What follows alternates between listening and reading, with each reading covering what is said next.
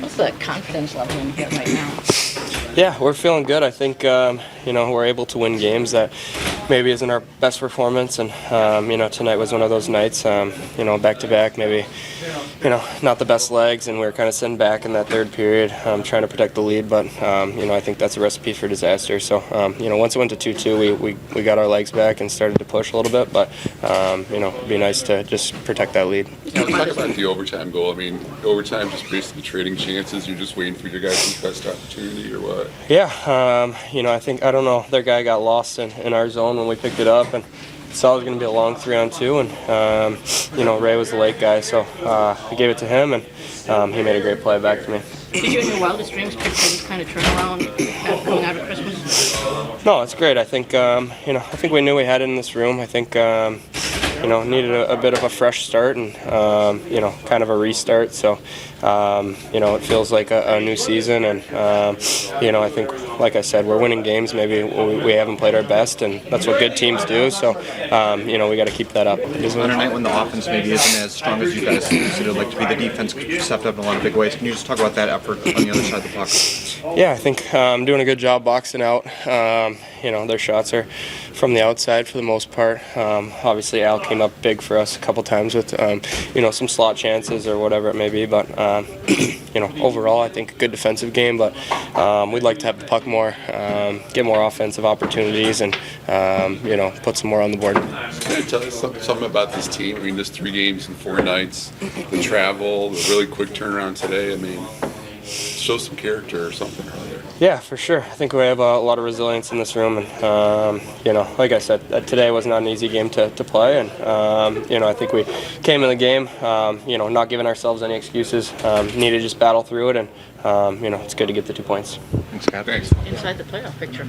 Oh yeah, that's awesome. I knew we were at 1 point out coming in, so big win. Obviously, it wasn't the prettiest win, but huge win for the team, and we're finding ways to win right now. How encouraging is it that it wasn't the prettiest and you still come away with I mean, obviously it's a tough back-to-back, right? I mean, 8 o'clock game for the boys last night, and then coming in here at 5 o'clock game, less than 24 hours in between, and we knew it was going to be a little bit of a grind, so found a way to get it done. Obviously, you need wins like that when you're not at your best. How did you guys do this, Patrick? I mean, you still got a long way to go, but how did you guys do this in the last 5 weeks or so? I mean, what's our record? 14-4-1 or something. So I think that's how you get yourself back into the picture. You string wins together and you win games that maybe you shouldn't. And obviously we've had great goaltending, some timely goals. A lot of our top players have been really good through the stretch. A little unusual pre-game, the anthem. What did you think there? Yeah. I mean, it's too bad, right? It is what it is. I guess you can maybe understand it from this side, but it seems like it's a thing that's going around the league right now. How did you feel out there, Patrick? Obviously, your first game in the whole time. Yeah, a little rusty. Nice to get one underneath me, and hopefully be better going forward. But I mean, it's been maybe like 10 days to 2 weeks since I played one, so nice to get back into one and get the first one out of the way and hopefully be better next game for the team. Did you in your wildest dreams think the turnaround could be this drastic coming out of Christmas? Yeah, I guess you never know, right? I think we did a good job of taking it a day at a time.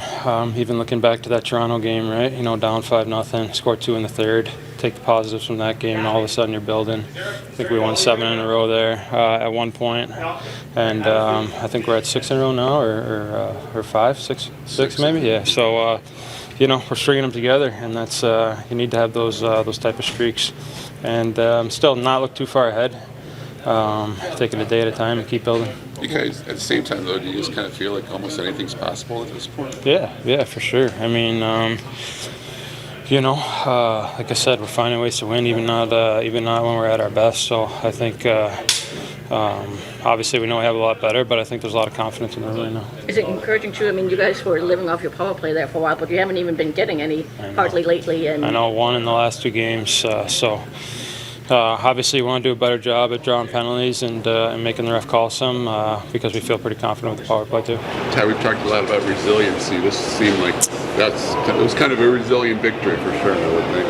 I would say you're real accurate with that. with that word, probably determined too. The circumstances, and if we weren't on the winning end, I wouldn't use it as an excuse, but it's taxing.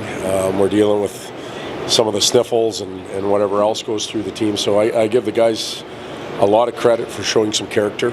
It wasn't as Trent Yanni says, sometimes the art has to hang in the basement. So it wasn't real pretty, but we found a way to scrap out a game that we didn't win on our first 4-game road trip back-to-back. So credit to them, and let's get some rest now. It's real important. Pretty remarkable since Christmas what's happened with this team. What do you think has been the key? Well, a group of an organization, really, not just the players, training staff and the coaching staff and everybody around the team has a sense of belief now. And there isn't any, when you come in and you try and create an environment and you try and introduce new concepts for the players, they're either going to accept them and make it work, or they're going to poke holes in it and basically say it doesn't work. All of our players have chosen to try and make it work, and the longer it goes, the more they believe. So, but we have some things to clean up, and we have some things to advance into. Todd, were they just that beaten down or something, or they were just ready to accept whatever you had? For me to answer that question is not fair to anybody that was here in the past or the players, so I'm not even going to go there. Another strong night in goaltending from Lyon. How did he look in your eyes tonight? Well, 3 games and 4 nights on the road, that doesn't get done without real good goaltending.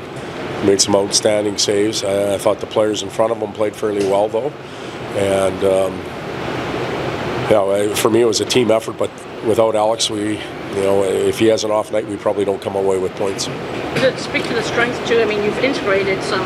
Elmer Soderblom is still fairly new to the team, and Albert Johansson didn't play a ton during the first half, and you've had some injuries that you've just found guys to plug in. And yeah, they have, the youth has invigorated the older players, I think, and the older players have embraced the youth. That doesn't always happen on teams.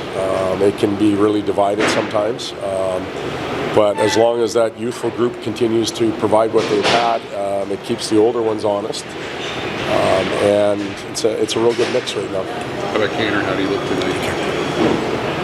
Kane looked good. He was, in an odd role for him the way we played him. But yet we thought we had to have 4 lines going, and when he's got the puck, he's able to hold on to it for a long time and maybe make some plays. And we felt him being in that position may give us more opportunity to play the 4th line. Not that they were poor by any means. They're very good on their own, but just have the puck a little bit more. So. And then down the stretch, he got bumped up and did what he's supposed to do. You've talked about DeBrincat before. Is he kind of just the natural pure goal scorer, Todd, or what do you see in him? He's a competitor. He's a competitor that is a goal scorer, but I think the first one is more important. He has the skills, the talent, but he wants those situations. He wants the puck on his tape. When you call his name, things brighten up pretty quick. He's hungry to get back out there, and a competitor that can score is a real good thing. I'm sure you've stood through thousands of anthems, singings through your career. What was that like? A little unusual tonight. Well, I know why you're asking me that question, and I have my personal opinions on the political landscape, but I'm going to keep those to myself, and I'm going to separate that from what we were all here for was the entertainment value of a hockey game. So. I know you've told the players, more or less don't look at the standings, but you are inside the playoff picture now. What does that mean? Well, they'll know that. I've been trying to tell them focus one day at a time, but they know where they are and they know what they've done to climb back in. But by no means are we going to walk into the locker room tomorrow and say, hey, look where we are and what we've done. We're going to focus on rest. We're going to focus on getting better and getting prepared to play against Seattle, and we're not looking any further than that. Thanks.